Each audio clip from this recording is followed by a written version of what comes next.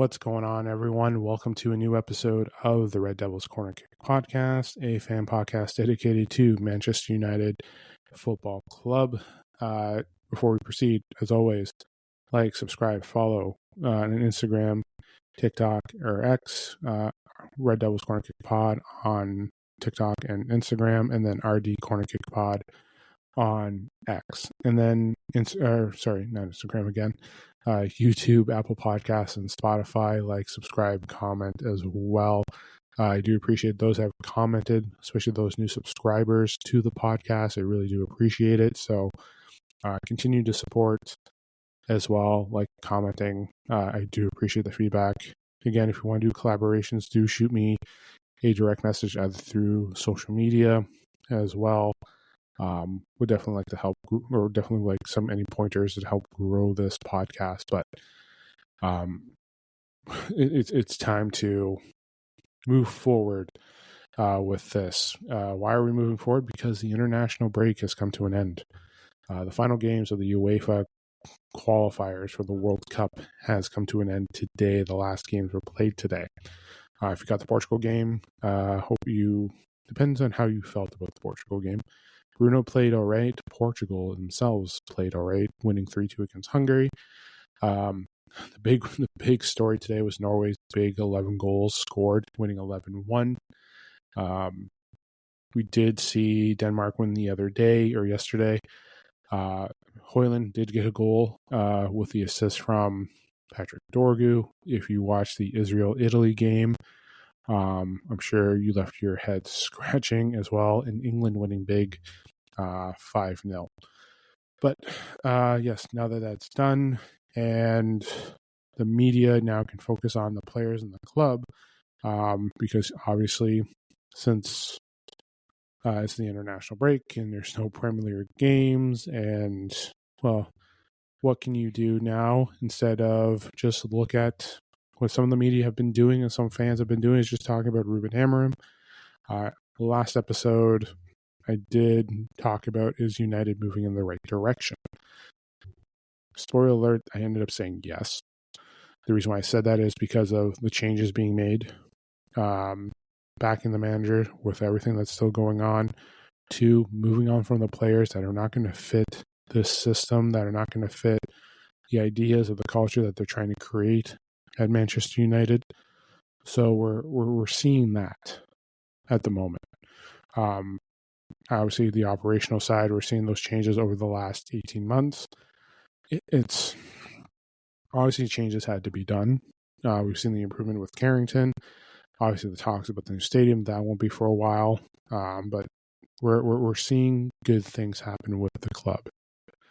And listen, it's always going to take time.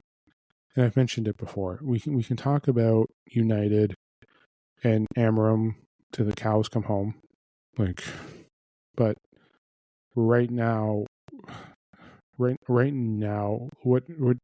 we want, not what we want. Certain groups of the fan base want him gone. They want stuff going because they assume that the manager should start getting the players to play. The manager should be playing to his players, not to what the manager wants. The United board, Ruben Amorim, are trying to establish a new culture. They're trying to establish something that shows that United need to be moving for change. They're setting up a way. Obviously, the new 2-year talk was players who are not performing within 2 years of joining, they will be looked to be sold or moved on, which is good because there's been a few players at this club that need to potentially move on because they haven't lived up to the expectations of the signings. Obviously, money spent on transfers, those funds have gone down. They're definitely doing the right negotiations. So we're seeing here steps in the right direction for the club. So, and we're moving on from players. Again, you just saw everyone but Malacia has been gone, and there's potential that Malacia could be going too, because I believe the Turkish window is closing tomorrow. So he could be potentially gone as well, and then that's it. Now there's still more players that could potentially be gone. We still have a new January transfer window coming. So we may have players moving on. We may see Bruno moving on next summer. We may be seeing Harry Maguire moving on. Casemiro, we know, will be moving on. Like, we will see players not here next summer. And listen, next year, next transfer window and next summer is going to be the transfer windows for the mid. Why? Like I said, Casemiro, Bruno, and Ugarte could all potentially be gone. Casemiro, definitely. Ugarte, possibly, because of the mandate set by Manchester United. Bruno, because he could potentially be going to Saudi. So, yeah, we could have 3 midfielders gone, which means we would only have Kobe and Collier, who should be returning from West Brom, because he was on loan for the summer. Kone, who we'll hopefully get to see him play. His development, obviously there is a hiccup in his development due to the injury that he just sustained last month. But for certain things that we've seen, like Ruben has liked it. The board they even canceled the loan that he was supposed to go do because they want to see him break into the team. So those are going to be your potential 3 midfielders next summer. And hopefully that we're qualifying for Europe. So we have to build up depth. So obviously the club is going to look at players.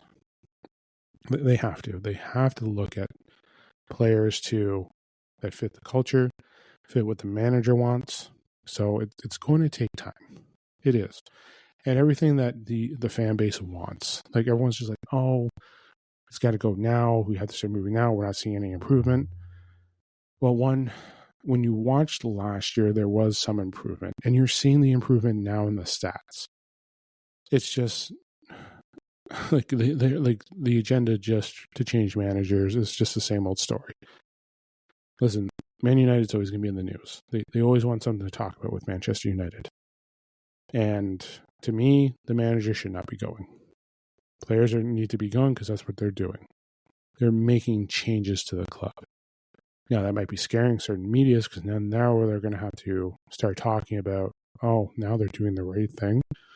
No, we have to go back to the agenda of just, we have to move on from Amorim. Like I saw some stuff from Talk Sports. Come on. It's going to take time. And the fan base, those certain fan bases need to get onto it as well.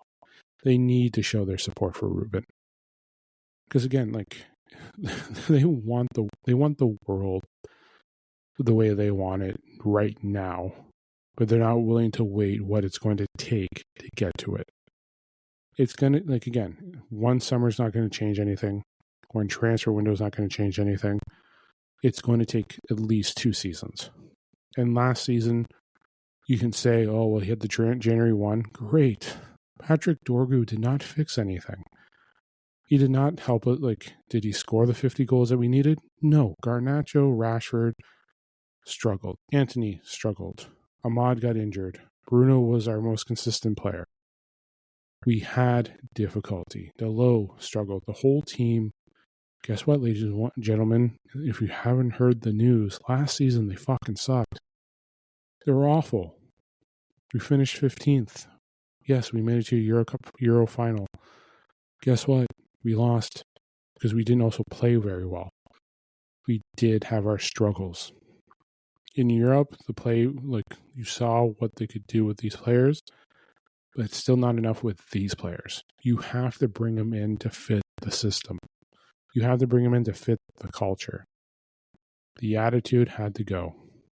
Garnacho's gone. Attitude gone. Antony, goodbye. Rashford in Barcelona. Højlund, who was very respectable during the whole thing. He's off to Napoli. Tyrone Malacia, still in the works. Andre Onana, who has been very verbal since his move. There's something I saw on Instagram today or about some stuff. So, in the way he acted. Listen, some of the players that are moving on did not take responsibility for the way they played. Rasmus was the one that was willing to fight and make himself better. But, like, Antony didn't want to shoulder any blame that he struggled. The press conference that he made about Real Betis and Byron. let it be. He's off to his new chapter. He's off to the team that he cried for and wanted. He's there. I did see something with Garnacho about how things went before he left, and he made something. You know, he made a public notice. At the end of the day, what's done is done. He's moved on. But they're not going to be here next summer. Hopefully, for some of those players that are gone, they won't be here. Why? Because we have an agenda. Like, we have an idea that they want to create, and it takes time. And I know that we're playing the Derby. We have Chelsea the week after. We have Liverpool in a month. But ladies and gentlemen, it's going to take time. It is. Like, you're going to be in a world for her. And I'm sure now with the signings of Lamens, now with, again, everyone back, two of the biggest matchups. If he doesn't score, doesn't come out with a draw minimum, they'll be crying for it. They're crying for it now that they want him gone. This is not the episode I wanted to discuss, by the way. I wanted to discuss having the club back. And we're ready to be excited what we're hoping to see, you know? But,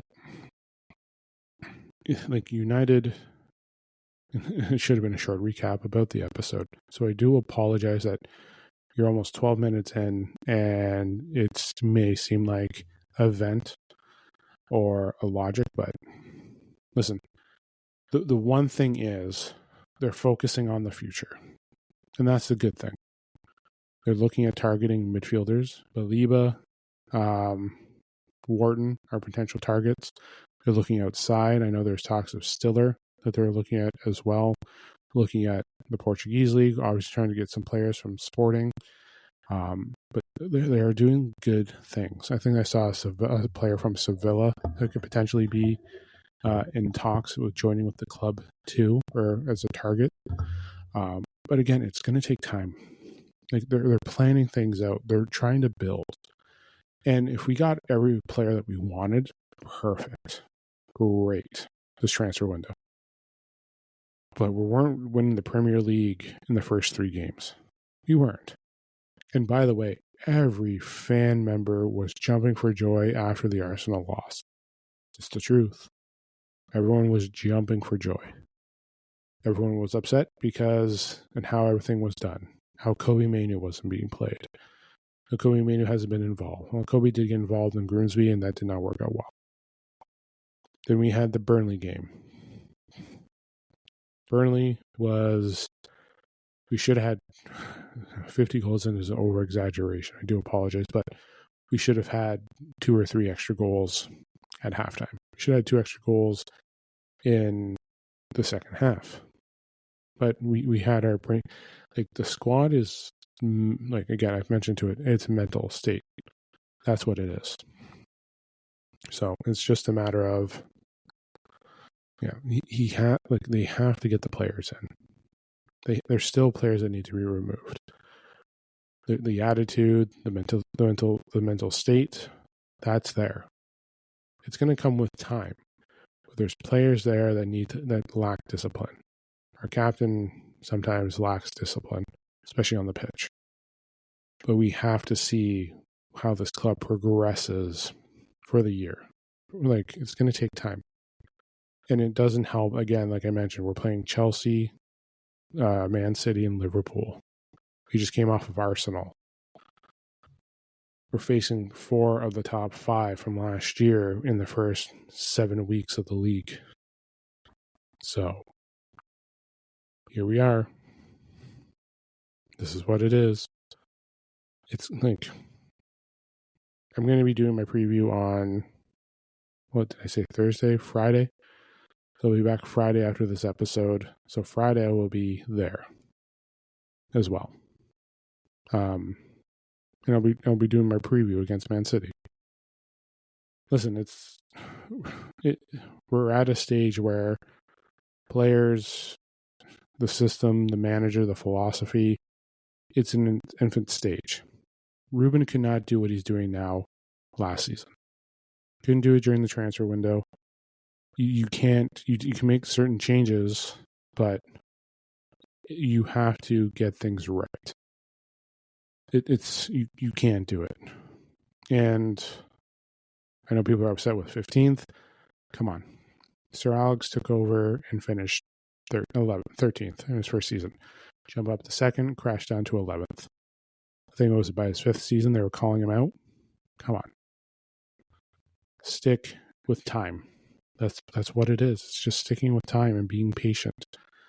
And I've mentioned too, the biggest obstacle, and it's the media and the fan base.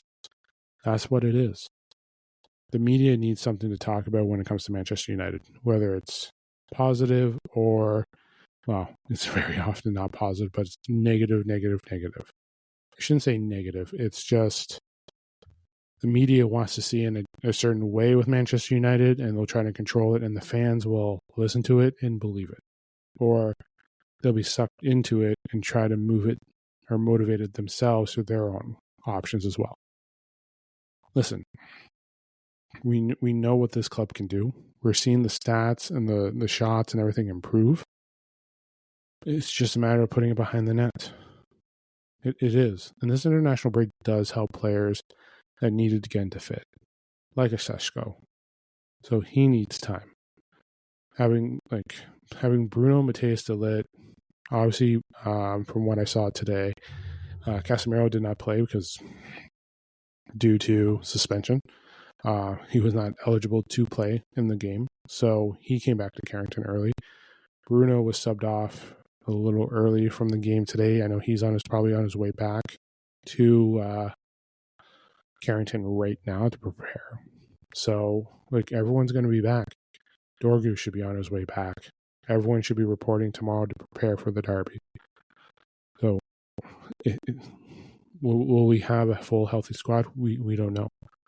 No updates yet on Mateus Cunha and Mason Mount, but hopefully we do see them this weekend in the derby. Hopefully we see Šeško playing. Hopefully we see Xerxes getting time in. If it's just a matter of preparing yourselves. It's just about strategy, how it's going to look at. Are we going to see Manu playing beside Bruno? We have to protect that mid. We're facing a very good City side that has not been playing well. Holland is coming off of a 5-goal performance today, so he'll have some motivation going into the weekend. So it's just a matter of, hey, well, Bernardo Silva scored today. His goal was great. Bruno did struggle a little bit. Diego Dalot, who's been injured, came back before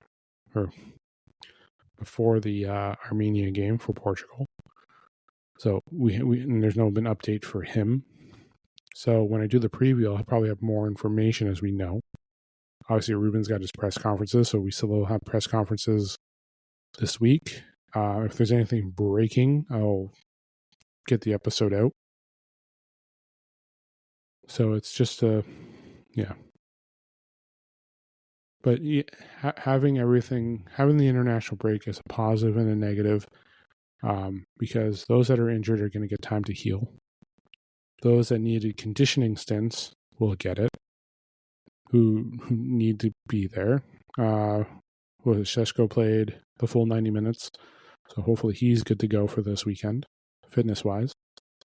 And then getting the practice in as well, and the training in, the familiarity of tactics will be there as well. So they're going to be prepared. City, we're getting to the point where Champions League is now starting. City has a game next week, in the middle of the week. City's, I think it was a Thursday game from what I saw. So City's going to have that. So we're at the stages where those that are participating in Europe will have those extra games in the week. Those that are still playing in domestic cups should be coming up in the next couple of weeks as well. So we're at that stage where rotation for some of the clubs that we need to play against is potentially there. So having us healthy and almost at full strength is a positive. and then coming out of this international break, hopefully not having a concern as much as it is. So yeah, so like Ruben's got some things to do this week, and it will take time. It will. It's not going to be 2 seconds here, 2 seconds there, happening right away. Like, it's going to take time. So the question is, how long are you willing to wait, folks? How long are you willing to wait with this club? That's the thing. Patience needs to be key, and unfortunately, our fan base has no reserve for it. They don't. So I think this is not the way I wanted to talk about today's episode. Yeah, but we yeah, to say the least. But listen, I'm going to be back Friday to do my preview again. Like I mentioned just moments ago, I'll be back if anything else breaks as well. But the one thing that's good is, and the one thing I haven't seen much is, you're seeing something change, and that's the one thing that could scare some people. Oh, it's great that you're moving all these players out, but we need to move players out. For us to get what we want, to get a proper culture in, you have to get rid of everything else. You do. And yes, we brought in like this summer, we had a lot of issues to address. We couldn't address every issue. We couldn't, when you look at our back three, we have a load of additional players. We do, especially in the back three, our center backs, we have proper depth there, which is good. And Martinez is potentially coming back. Actually, I want to check that out.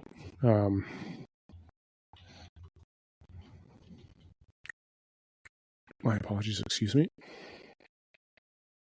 A little bit of a hiccup there.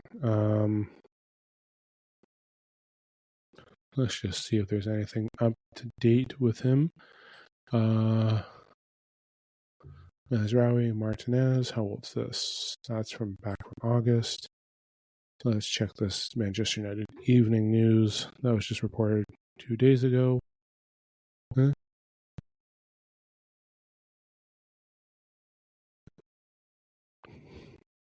Manchester Evening News literally just posted how 2 years ago, or posted this on the weekend, how we purchased Lissandro. What? No, it's just okay. Yeah, no news update, but I'm seeing a lot of people talk about whether or not he'll be back. Let's just say this is from a month ago. Manchester United defender Lisandro Martinez still working his way back from knee injury. Let's just see here. That was back in February. Underwent operation after that, spanning from 6 months to a year. It is claimed that Martinez's recovery is going smoothly. He could possibly be fit for the start of the new season, which is kicking off at home. I found that shocking to believe. That was a month ago. Let's just check out something here. I've seen, I heard rumors of him potentially returning, and I see people just, some people were saying the best 11, what would we have here, but let's just check. Let's see if there's anything up to date with Lisandro Martinez. Oh, well, this is more. Lionel Messi pushing Barcelona to go after Lisandro Martinez. Okay. Let's just check one thing here.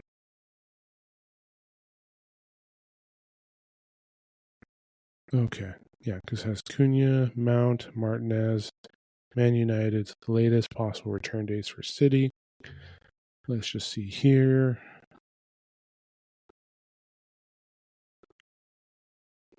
Mateus Cunha, hamstring. It's unclear. like the hamstring seems to be not as bad as it was before.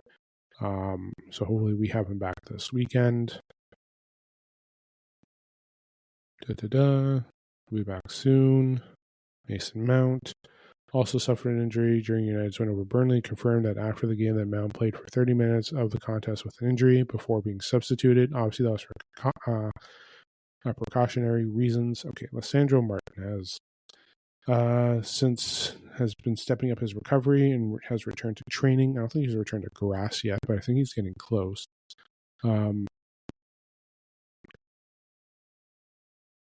But yeah, so I know he's stepping it up. Yeah, return date is unknown. Yeah, because City and for Cunha and Mount potentially this weekend, but we're still unknown about Mount. And from what I also heard as well, not Mount, for Martinez.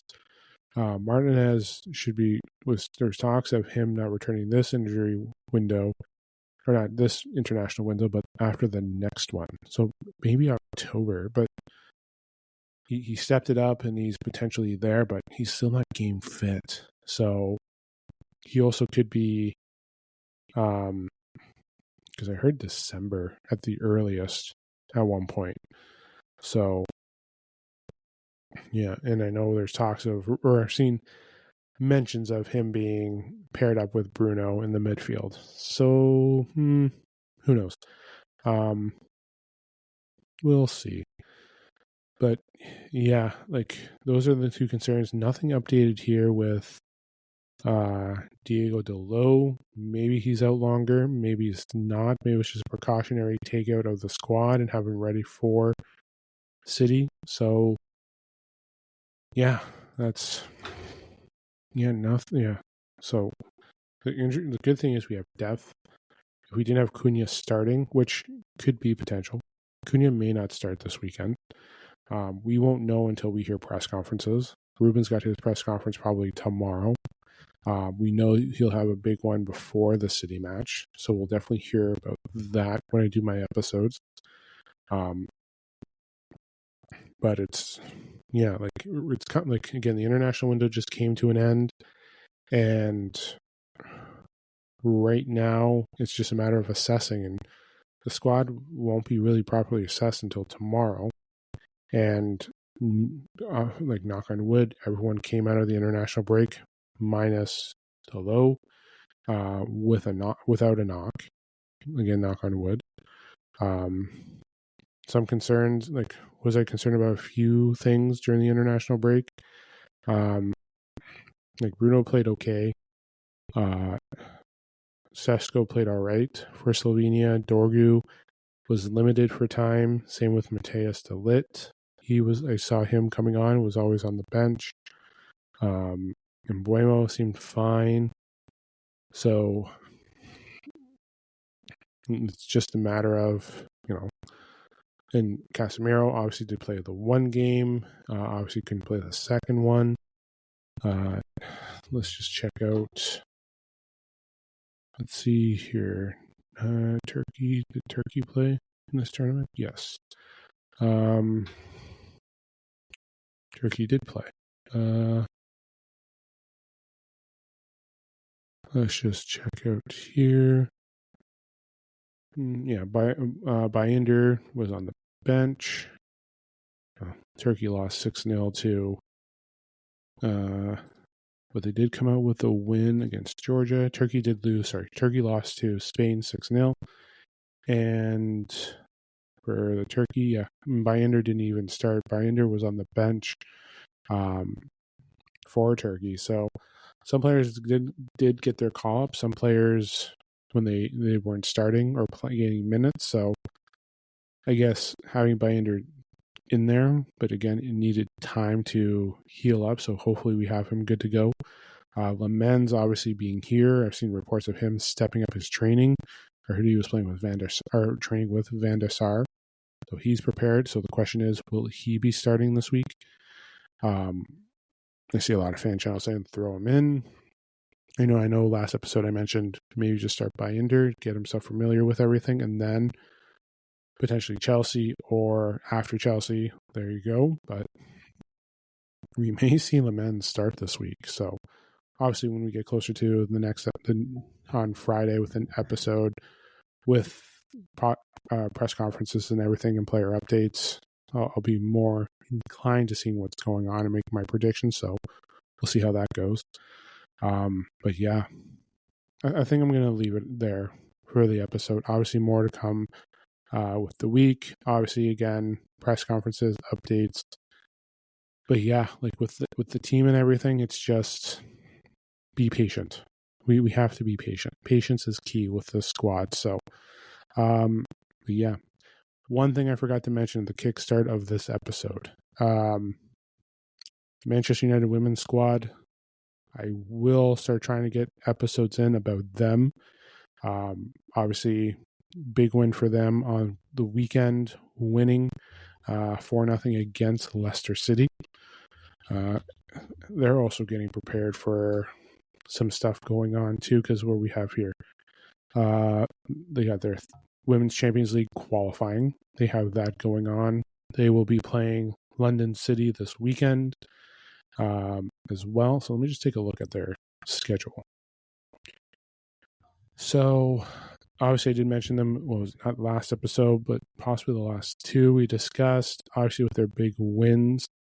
So let me just take a look here. Yeah, obviously drawing with Liverpool and Man City, beating Real Betis. Who else was there? Beating United, beating PSV, beating Hammarby. I'm sorry if I mispronounced that. So now they're in the third qualifying round. So they have a leg against Brann, which is tomorrow at 1 p.m. So tune into that to watch. And then next week with the second leg. So again, London City this weekend, Arsenal in about 10 days, to say the least. Yep. But yes, as I get, yeah. So I'm not prepared. But I will discuss. I will set up an episode to discuss. I want to be more prepared when I do an episode as well. Get myself more I'm familiar with the squad. I just need to be more prepared and be able to provide you proper information and relay correct situations or details about the squad as I prepare myself as well. So I will discuss the women's squad, but yes, they had a big win against Leicester City. A lot of expectations for them this year as well, especially with them finishing top 3 last year. They had a good summer as well. They did. Obviously finishing second at the World Sevens, which was great as well. Going back to another FA Cup. Obviously, the way they lost, it wasn't the greatest match against Chelsea. They lost big against them. So a lot of expectations going in with this women's squad this year. So I will do an episode. I will try and I'm going to get myself more prepared to do it. Obviously tonight I didn't get that there, but I did want to throw in a shout out to the women's squad. Obviously with a big win as their season's getting underway as well. So, and with them preparing for Champions League as well, they want to get in. There's chances of them being in Europe as well. So for them, but I will be discussing the women's squad. So, just like the men's squad, please be patient with them. Please be patient with me, but give me time. That way I can give you a proper episode about the women's squad. So, it will be back Friday. Preview against Man City. So keep an eye out for that. Don't forget to hit like, subscribe, follow, comment. If you want to do collaboration, please let me know. Remember, YouTube, Apple Podcasts, Spotify, you can listen on that. Instagram, TikTok, and X as well for my social media. I know my social media presence has been invisible, to say the least. I think that's the positive way to say it. but I will try to be more available on that as well. But please, it will take time, to say the least. But hopefully you enjoyed this episode of the podcast as well. Again, like, subscribe, comment. Please leave feedback. I want to help grow this as well. Enjoy the rest of your day. Enjoy the remainder of your week. I will talk to you guys Friday. This is the Red Devils Corner Kick podcast. Glory, glory, Man United.